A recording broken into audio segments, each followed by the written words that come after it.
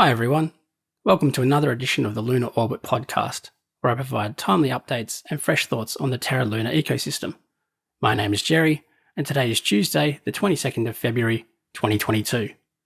In today's episode, we're going to be covering the Neptune Protocol and their upcoming airdrop, the Levana faction wars, a rework of the Anchor tokenomics and their V2 implementation, and a lunar trend reversal.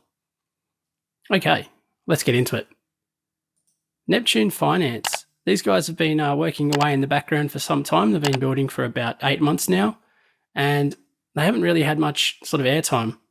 They had some posts sort of in the middle of last year announcing themselves and announcing that they would be doing an airdrop. And I think a lot of people have sort of forgotten that they're even around. So they popped back up on my radar again after a Twitter Spaces.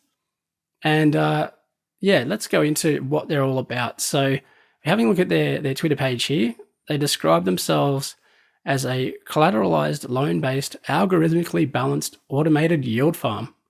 So that sounds like a bunch of mumbo jumbo, but they go into it really well in this Twitter space here. So we're just going to have a quick listen to them to help explain how all that works. We are a leverage yield farming protocol. So there's a few of these kind of applications that exist across DeFi, and they do quite well for you to be able to leverage into an asset by using collateral or perhaps over leveraging to get into a particular asset. But what they lack, kind of like a lot of leverage systems or collateralized systems in DeFi, is still a lot of manual interaction. You have to be constantly checking to be sure if your position is close to liquidation. You kind of have to have price alerts set up to make sure the collaterals that you're using aren't dropping in value. So the automated part of our system, what we're offering is when Neptune leverages into an asset, our off-chain systems, which are constantly monitoring our smart contracts and our Neptune systems, checking to see if the value of your collateral is fluctuating. So if it's ever dropping, we can quickly move the investments that we have, so all the money locked inside our investment, from the investment to start repaying the debt against collateral. Okay, so I just wanted to talk a little bit more about how Neptune works. So it's a leveraged yield farming protocol. You might be familiar with some of the existing offerings in Ethereum. Alpha Homora was a very popular one. There's a few others on Binance Smart Chain that do similar sort of things. However, these guys are almost like they're combining some of the elements of Nexus and its automated anti-liquidation vaults, and combining that type of thing with the leveraged yield farming. So the idea is that you can implement a leverage strategy and farm an existing token, and these guys will front run the Anchor liquidation by using off-chain oracles rather than the on-chain ones that are used by the Terra validators. So if you're not aware how that works, basically the Terra validators collectively decide on the price feed for Luna, and they vote on this every 30 seconds and then publish it to the chain itself.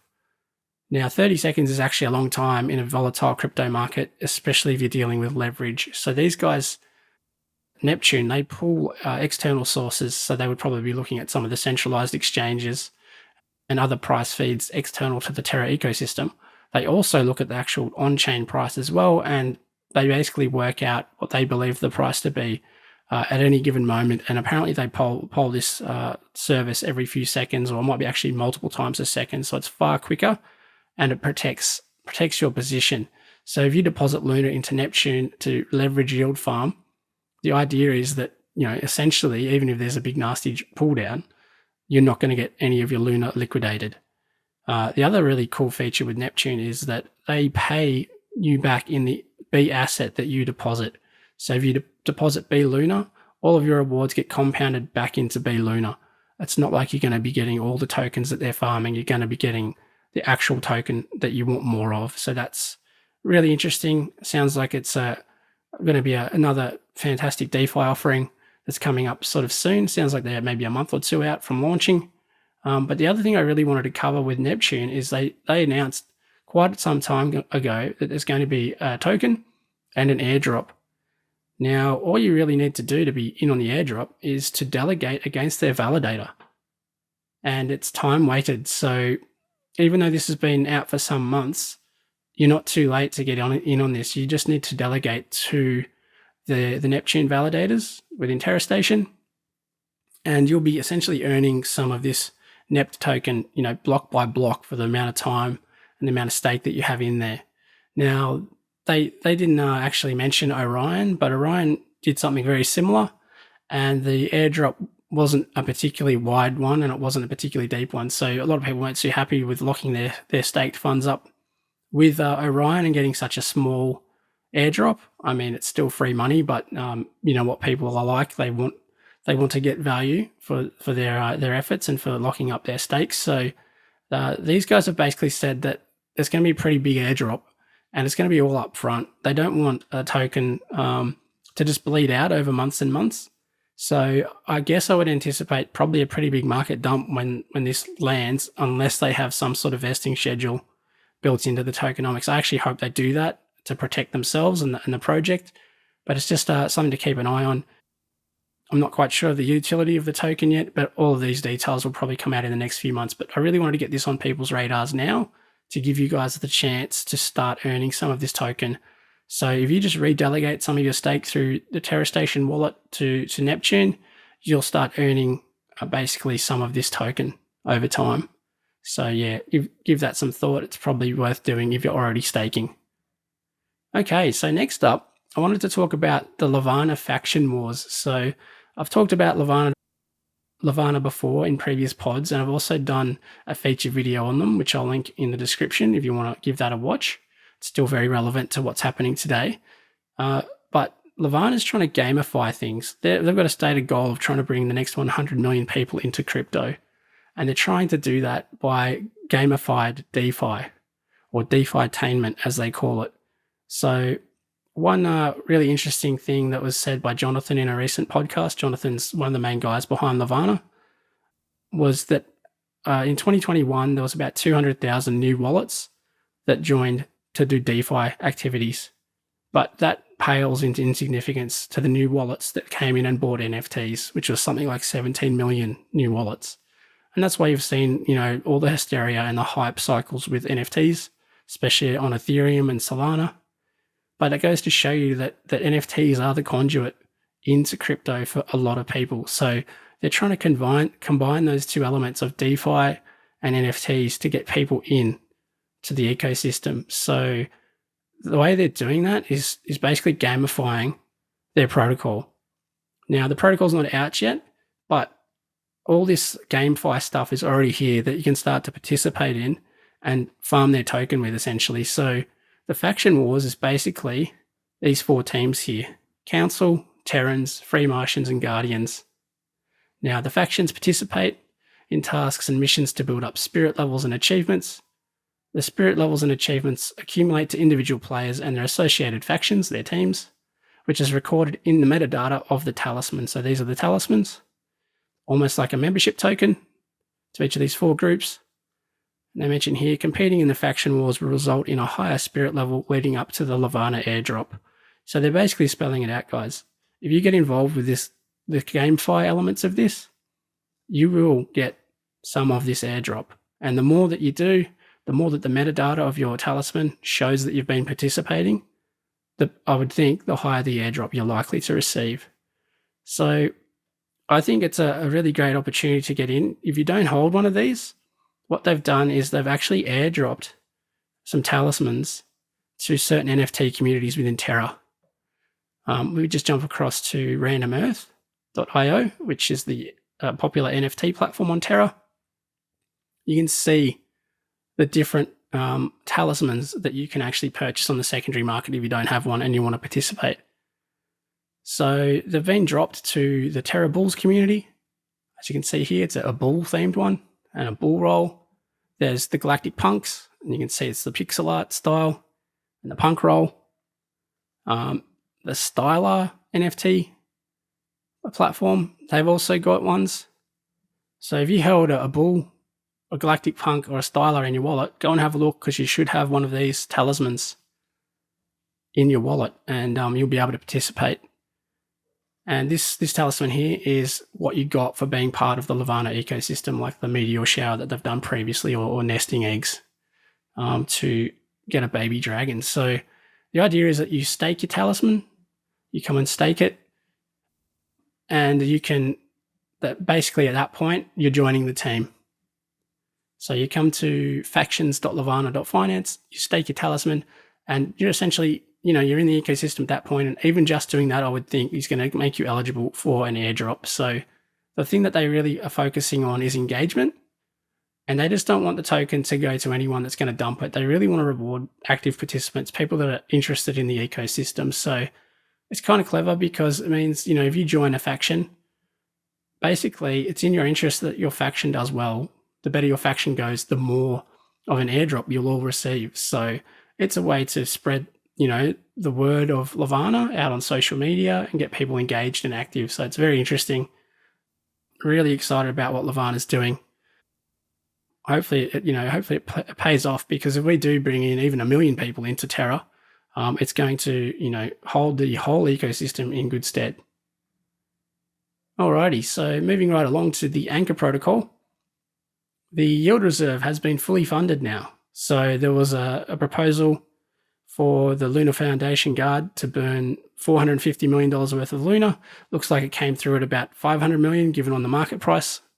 And so the yield reserve's been fully stocked up, and sort of that FUD can sort of go to rest for a period of time. As long as Anchor can implement its V2 stuff, I think it's actually going to be fine. And not surprisingly, the market really enjoyed this news, and the token price has done incredibly well, especially given that the market's pulling back, and it's now the first Terra alt that's pushed into the top 100 coins. So we're slowly getting there, guys. Just one of our altcoins now is pushing into the top 100, and Terra alts have had a really hard time. I think Anchor is an absolutely pivotal protocol to the ecosystem, so it's not surprising that it's doing reasonably well. But I think in the long run, I think this could do much, much better once they rework the tokenomics and they don't have such heavy inflation. And I'm talking like 3-4 years' time. It's probably going to do something similar to what Curve Finance has done, where a lot of the tokens are locked up, and once all that vesting ends, there's basically a supply shock. So Anchor is super important, and if it pulls in a lot more assets, as they're hoping to do with V2, it should do really well. So just on V2, this is a really good video from the Cash DeFi team, from Ronald here. He's having a chat with the Anchor team about the tokenomics and some of the things that they can do. Highly recommend giving that a watch. One of the things that they've mentioned is potentially, over time, having a 19 or 20% interest rate is probably not going to be ultimately sustainable, and its original intent is to be a bit of a meme to bootstrap interest and get people into Terra and to Anchor. But they should still have plenty of runway. So one of the things they've suggested is maybe the nominal rate falls down to 15%, which is still amazing. But if you want to push it back up to 20%, you've got to stake 1% worth of what you've deposited in Anchor tokens as well. So that will help support the Anchor price. It means people need to actually buy it if they want that extra yield. And especially if you've got, millions of dollars that you're trying to earn yield on, spending, 1% to get an extra 5% yield, that's free money. The maths works out. So that would still work really well. And it's going to incentivize people holding and staking the governance token for Anchor. Alrighty, guys. So the last thing I really wanted to talk about was Lunar in general. There seems to have been a shift in the last sort of 48 hours, and Lunar's starting to turn, and it's leading the entire market at the moment. I found this tweet in particular was a real eye-opener. So Lunar has burnt 60 million worth of its supply, which is at the moment about $3.6 billion worth, and equates to 17% of its circulating supply since its all-time high on the 27th of December. So in less than 2 months, we've almost lost a fifth of the circulating supply, which is quite remarkable. So at some point, you would think that there will be a supply shock as long as the demand stays up. It's basically written into the code here that there will be a supply shock if that demand is maintained. The other thing to remember is with all these DeFi protocols, a lot of them are going to be wanting to use UST, and people will need UST to actually use them. So they're going to be burning Lunar to mint UST. So, you can see how this plays out over a long enough period of time. If all the TFI protocols spin up, it's just going to drive further and further demand for UST and Luna. So that's super bullish, and maybe we're starting to see the early stages of that. We've basically bottomed against Bitcoin and Ethereum, and you can see here, amongst the bloodbath that is the general market, Luna's a shining light. So, it's almost up 8% against Bitcoin. So that's a big swing. And if it can maintain that growth like we saw late last year, then things are looking pretty good for Luna. The last couple of things I wanted to talk about really quickly is the Prism Protocol. The Y Luna staking is now live. So I mentioned in the last podcast how you can refract your Luna into the two parts, principal P Luna and Y Luna, the yield part. You can now stake your Y Luna and start getting 12.5% interest paid out in the Prism Protocol. Actually paid out in Y and P Luna. So your yield is actually in kind. You're getting more Y Luna and P Luna paid back to you. So that's really cool. It means you can compound your Y Luna. You could just keep coming in and restaking it. You could even sell your P Luna for more Y Luna if you wanted and make that yield, even juicier. So there's lots of things you could do there. Grab your P Luna or your Y Luna and add it to the liquidity pools and get extra yield there and farm the Prism token again there. So lots of interesting things that you can do with Prism. And finally, I just wanted to touch on the Mars protocol again, really briefly, because it's now live for the next stage. So the Lockdrop is essentially live, and this tweet here from Flipside Crypto really shows you how much more Mars you get the longer you lock it up. Now, this is a little calculator that they've done, and I actually tried to use it and it crashed because I think a lot of people are trying to work this out at the moment. And so it's based off a few assumptions. If the Mars price is $1, this is your return on UST over 18 months, 833%. So you get 833% worth of Mars token at $1 if you lock up for 18 months. And the beauty of it is you get this 833% in like a week's time. That's when you get it all at the start of phase 2. So it's pretty juicy. Your UST is locked up for 18 months and you can't get it back until that time expires, but you get your full UST back. So it's basically a lossless investment other than the time and opportunity cost. The other thing to keep in mind here is it will start generating some yield while it's locked up, because people will be borrowing UST over time. And say if they borrow at an interest rate of 3%, over 18 months, you'll get about a 4.5% return, roughly, give or take, on your UST as well. So you still get some yield with your deposited assets. It's just locked up for the full 18 months. And finally, the last thing I wanted to mention, also, the other money market, which started last week, Edge Protocol, they have upped their caps. They have raised their cap to $70 million now from $10 million. So there's an opportunity to start borrowing and lending within that protocol before it fills up again. And I believe that the X Luna or Luna X token, the staked Luna token from Stater Labs, is fully available. I don't think there's a cap on that now. So that's a really great way to basically get a bit of leverage and borrow against your staked Luna. Okay, guys, that's all I've got for today's episode. If you like this content, don't forget to like and subscribe, hit the notifications bell, and feel free to share this with your family and friends. And thanks very much for watching.